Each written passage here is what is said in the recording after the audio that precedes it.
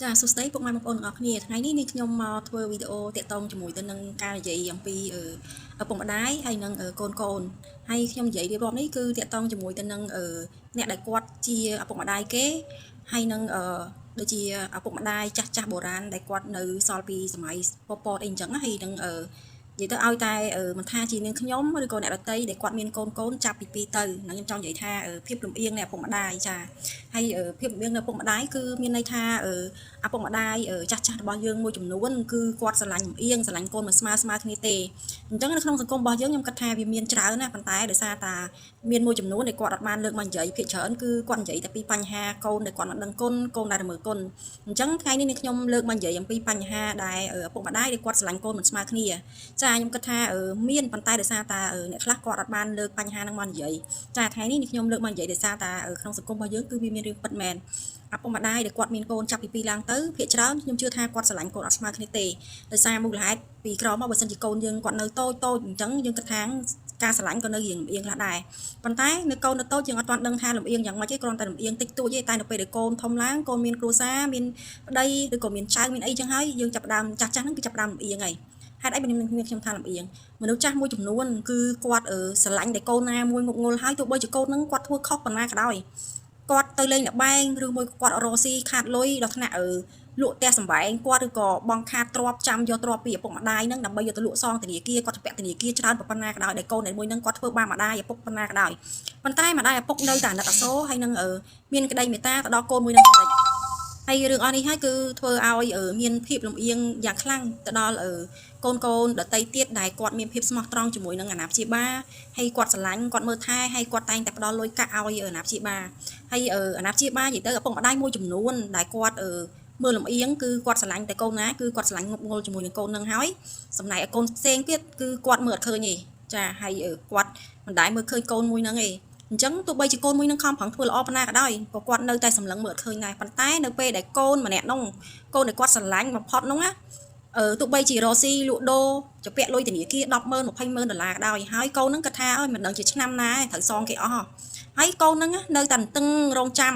ទ្របឪពុកម្ដាយហ្នឹងយកទៅលក់ដើម្បីសងធនាគារតែឪពុកម្ដាយហ្នឹងទៀតស្រឡាញ់កូនម្នាក់ហ្នឹងងប់ងល់គឺពេញបេះដូងតែម្ដងហើយកូនដែលគាត់ធ្វើល្អកន្លងមកគឺគាត់មើលឃើញទេគាត់តែងតែចោទថាកូនហ្នឹងគឺជាអីគឺជាកូនកញ្ជើធ្លុះមិនចេះរៀបចំទុកដាក់មិនចេះរលុយតែបើជាកូនដែលមកផ្លាញទ្របគាត់នោះវិញគាត់អត់មាននិយាយថាកូននឹងកញ្ជើធ្លុះទេកូននឹងឧស្សាហ៍ព្យាយាមធ្វើម៉េចបើគ្នាខំប្រឹងរលុយខំប្រឹងកើតមុខរបរហើយជពាក់ធនាគារ10 20ម៉ឺនហើយក៏គាត់នៅតែលក់ទ្របគាត់នឹងសងជំនួសគេដែរអញ្ចឹងបានន័យថាឪពុកម្ដាយគឺគាត់មានភាពលំអៀងហើយចាបងប្អូនថ្ងៃនេះនេះខ្ញុំនិយាយតាក់ទងជាមួយនឹងឪពុកម្ដាយដែលគាត់ស្រឡាញ់កូនមិនស្មើគ្នាហើយនឹងការដែលគាត់ចែកទ្រព្យសម្បត្តិមិនស្មើគ្នានិយាយរួមទៅគ្រាន់តែថា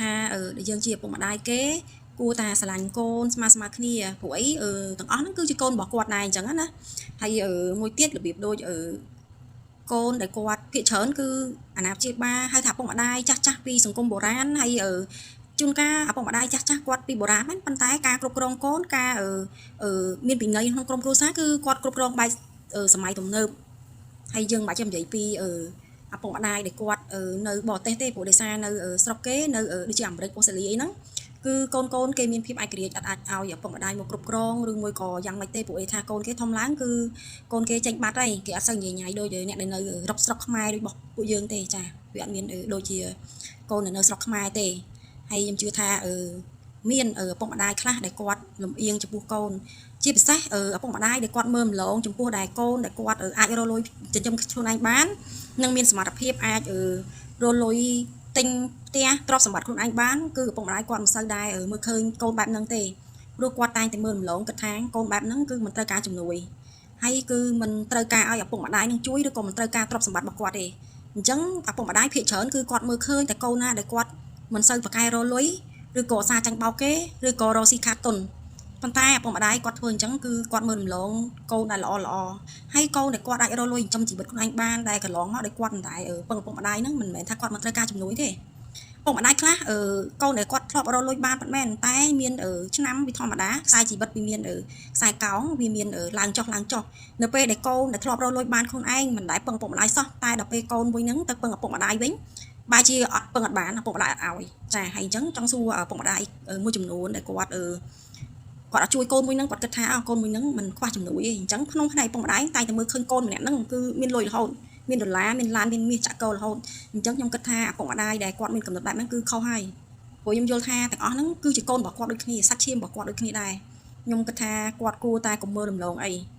នេះគឺជាសាច់ឈាមរបស់គាត់ហើយបើសិនជាគាត់មើលម្លងខ្ញុំអត់ដឹងថាក្នុងខ្លួនរបស់គាត់ពេលខ្លះគិតអីព្រោះខ្ញុំចង់សួរថាខ្ញុំធ្វើវីដេអូនេះចង់ឲ្យបងប្អូនវិភាគមើលទៅថាពុកម្ដាយដែលគាត់ធ្វើអញ្ចឹងតើគាត់នឹងយ៉ាងម៉េចដែរបងប្អូនអាច comment នៅខាងក្រោមវីដេអូរបស់នេះខ្ញុំហើយក៏អាចឆ្លើយសំណួរឬក៏អាចសួរសំណួរផ្សេងៗបានផងដែរចាហើយតាមកំណត់នេះខ្ញុំគិតថាឪពុកម្ដាយគាត់គិតថាកូនម្នាក់នឹងអាចឯករាជ្យខ្លួនឯងបានមិនត្រូវការជំនួយពីឪពុកម្ដាយទៅបានជាឪពុកម្ដាយម្នាក់នឹងគាត់តែងតែមើលរំលងប៉ុន្តែបើសម្រាប់នាងខ្ញុំវិញខ្ញុំគិតថាសម្រាប់ឪពុកម្ដាយដែលគាត់ថ្មីថ្មោងឬគាត់មានកូនគួរណាកុំមើលរំលងចឹងអីព្រោះអីកូនរបស់យើងក៏មានបេះដូងមានសាច់មានឈាមមានការឈឺចាប់ដូចគ្នាខ្ញុំគិតថាបើសិនជាអាចគួរតែស្មើភាពគ្នាល្អព្រោះអីខ្ញុំគិតថាពួកគាត់នឹងឈឺចាប់នៅថ្ងៃក្រោយដែលថាឪពុកម្ដាយដែលគាត់ធ្វើបែបហ្នឹងចំពោះពួកគាត់ចឹងចាហើយខ្ញុំសង្ឃឹមថាវីដេអូនេះខ្ញុំនេះគឺជួយក្នុងសង្គមបានច្រើនចំពោះដែរអ្នកដែលគាត់មានកូនចាប់ពី2ឡើងទៅសូមស្រឡាញ់កូនស្មើគ្នានិងមានអ្វីក៏ដោយគឺចែកស្មើគ្នាឬក៏គិតថាមុននឹងយើងធ្វើអ្វីមួយឬក៏យើងចង់បើករបររកស៊ីឬក៏ចង់លក់ទ្រព្យលក់សម្បត្តិអីយើងអាចហៅកូនទាំងអស់មកជុំគ្នាហើយពិភាក្សាថាតើគាត់ធ្វើអញ្ចឹងត្រូវអត់គាត់ធ្វើអញ្ចេះបានអត់យើងធ្វើអញ្ចឹងជាពុកម្ដាយគឺបានន័យថាយើងឲ្យតម្លៃកូនស្មើគ្នាហើយការចែកទ្រព្យសម្បត្តិអីខ្ញុំគិតថាគួរចែកស្មើគ្នាបើសិនជាយើងមិនចែកស្មើគ្នាគឺយើងប្រាប់